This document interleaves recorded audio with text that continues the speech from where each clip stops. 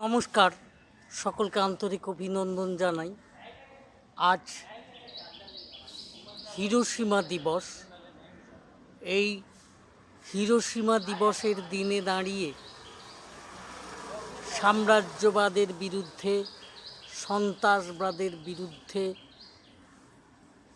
সাম্প্রদায়িকতা বিচ্ছিন্নতাবাদের বিরুদ্ধে তীব্র ঘৃণা উচ্চারিত করে আজকে আমাদের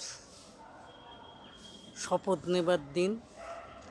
এই শপথের দিনে দাঁড়িয়ে আজকে আপনাদের সঙ্গে আমি কথা বলি রবীন্দ্রনাথের ভাষায়। এলো ওরা লোহার হাত কড়ি নিয়ে, নখ যাদের তীক্ষ্ণ তোমার নেকড়ের চেয়ে, এলো মানুষ ধরার দল, গর্বে যারা অন্ধ তোমার সূর্যহারা অরণ্যের চেয়ে, সভ্যের বর্বর লোভ নগ্ন করল নির্লজ্জ অমানুষতা। সেই অমানুষতার বিরুদ্ধে দাঁড়িয়ে শপথ নেবার দিন আজকের দিন। তাই হিরোশিমা নাগাসাকির দিনে দাঁড়িয়ে যুদ্ধ নয়, শান্তি চাই, ধ্বংস নয়, সৃষ্টি চাই, এই কথা বলে আজকের এই কথা এখনকার মতো সমাপ্তি ঘোষণা করলাম। নমস্কার।